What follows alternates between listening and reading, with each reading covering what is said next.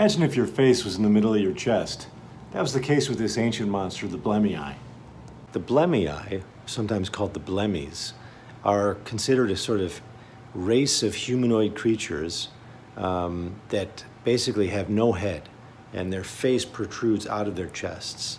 And this was first described by Herodotus, the Greek historian. Sometimes these are called akephali or akephaloi, meaning the headless ones. And then it was picked up in the Roman period by Pliny the Elder. They were thought to live in North Africa somewhere. I think Herodotus said they lived in Libya, and Pliny the Elder said, I think, Ethiopia. In any case, they struck fear into the hearts of people all around the Mediterranean, and they were thought to be lurking just outside the borders of so-called civilization. So let's take a look at the Blemmyes as monsters of the ancient world.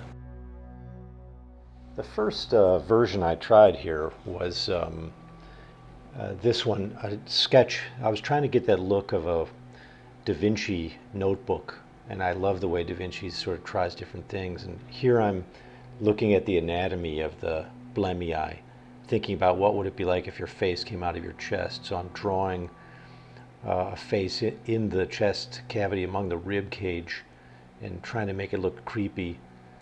And even though probably the most famous Blemmyes are come out of this tradition of the West, out of the Alexander Romance, there's this wonderful Chinese version. Here's a Chinese painting of a man who has no head, but is alive and well with a face emerging out of his chest. And this creature is actually the famous Shington. Shington was a man who fought with the legendary Emperor Huangdi. So I started doing drawings based on sort of Tang Dynasty imagery. I was looking at images that were sort of classical Chinese paintings and trying to get the sense of the horses and so forth. What you see here is Huangdi is on the horse. He's this famous mythological emperor that supposedly unified China, living in like 2600 BC. And here he is chopping the head off his enemy, Shington. Shington was out to get him, and they battled, but Huangdi, which Huang means yellow in Chinese, so oftentimes Huangdi is just considered the yellow emperor. Huangdi was too much for him and chopped his head off. Then Shington was so unstoppable that he started using his nipples as eyes and his navel for a mouth. So he transformed his own rage and desire for vengeance, changed his body according to this legend, and turned him into a monster. So sometimes you'll see images of him with his nipples for eyes and his navel for a mouth.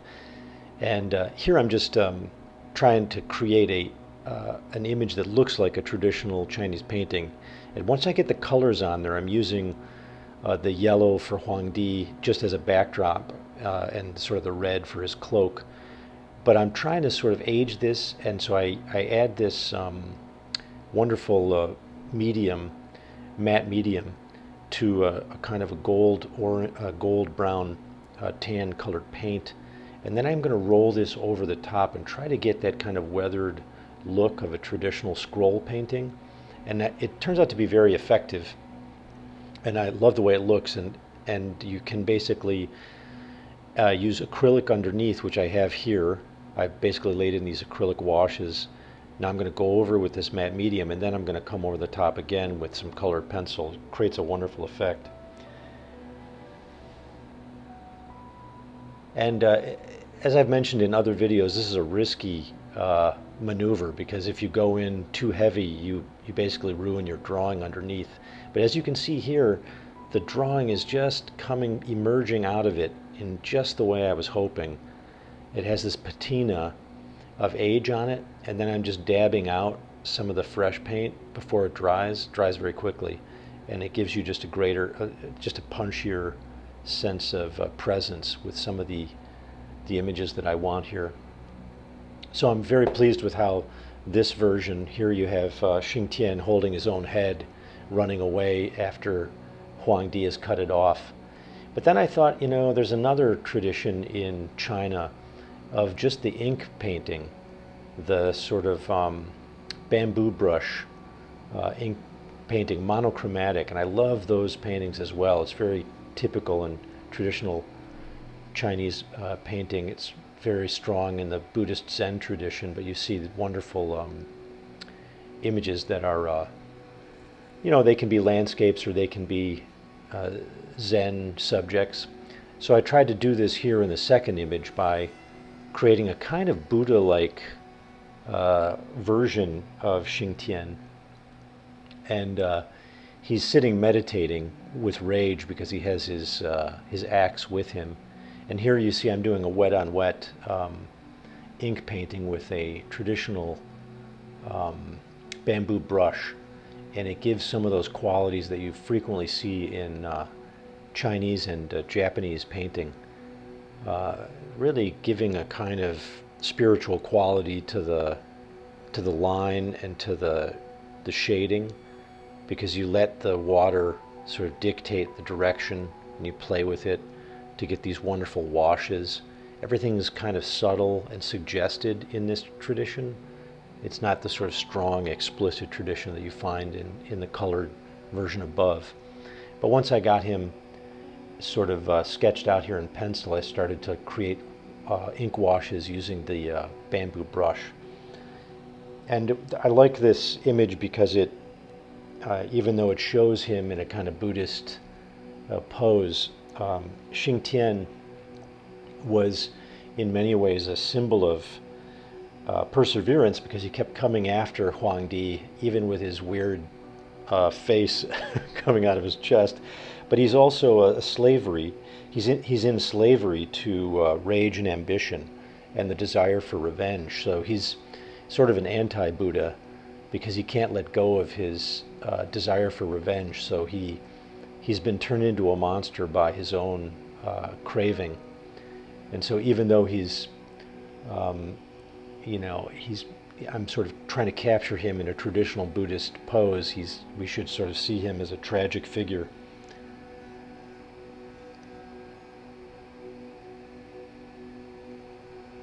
Here I'm just trying to control the watercolor, which is quite difficult. And watercolor, especially with a bamboo brush, and especially for me, who doesn't have a whole lot of practice with this technique, it can be unforgiving.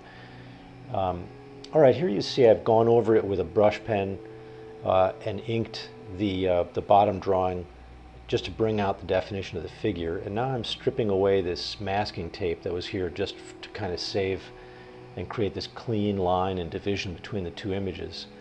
This is very satisfying to do, pulling this tape off, as you can see. And there you have it. I have the Asian version of a Blemmyes, and he's not a whole species of creature. He's just a single individual, Shingtian.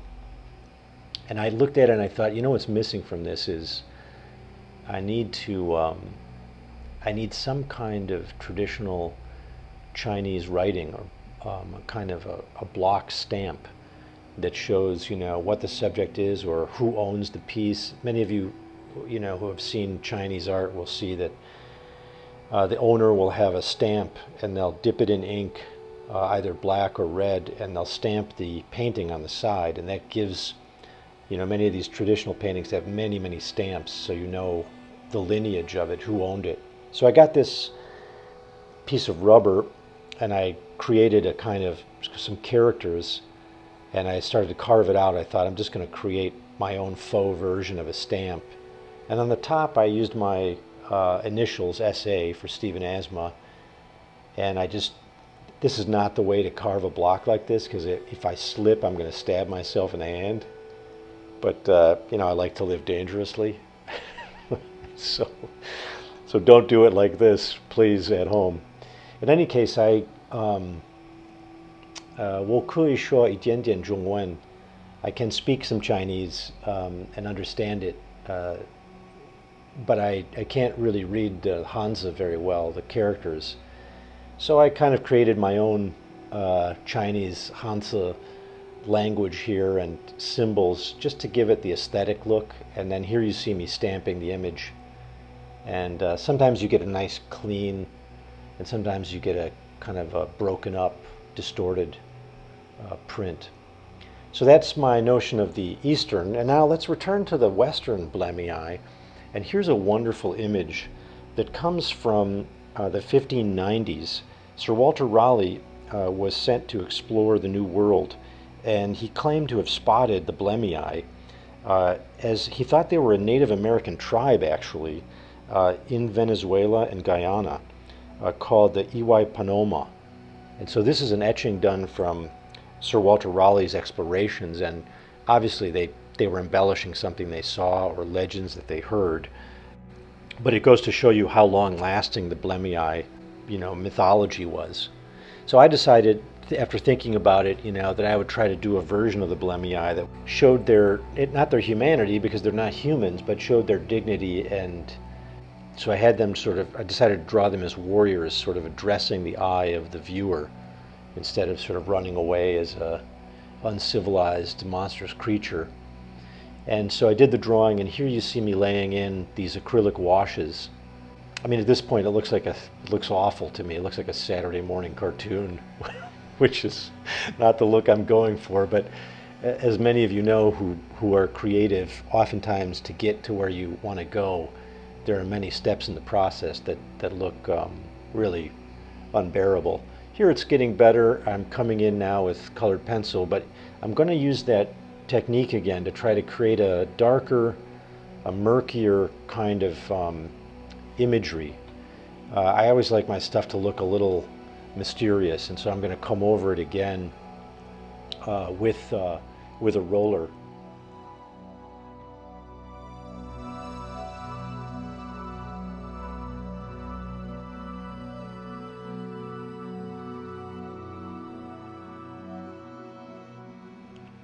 And that's what you see me doing here. I've basically created a blue wash using, again, that sort of medium, and with a little bit more black in it. And now when I go over it, you get this is to me, this is a really beautiful look. It's fraught with danger and it's filled with accidents, but I really like, when it works, it looks great. Just really changes the whole nature of the piece. So as I said, I wanted to give these creatures a sense of dignity and I don't know, some kind of profundity like that you might find in a traditional human portrait. If you want to see more references to the Blemmyes, there's an apocryphal called Ed Frates in Eremo, and this seems to be, it was attributed to Augustine, but probably not him. He says he saw the Blemmyes directly in Ethiopia. We think that's probably not right, but they do appear again in the Liber Monstrorum, which is a small book bound with the Beowulf manuscript. And they appear oftentimes in medieval maps. So here's very close to the final work, but I still want to obscure it further, so I take a darker, almost a black wash, and roll it over. And I started to panic because I felt like I'd lost too much of the drawing, but then I'm able to rescue it, and I think it emerges out nicely.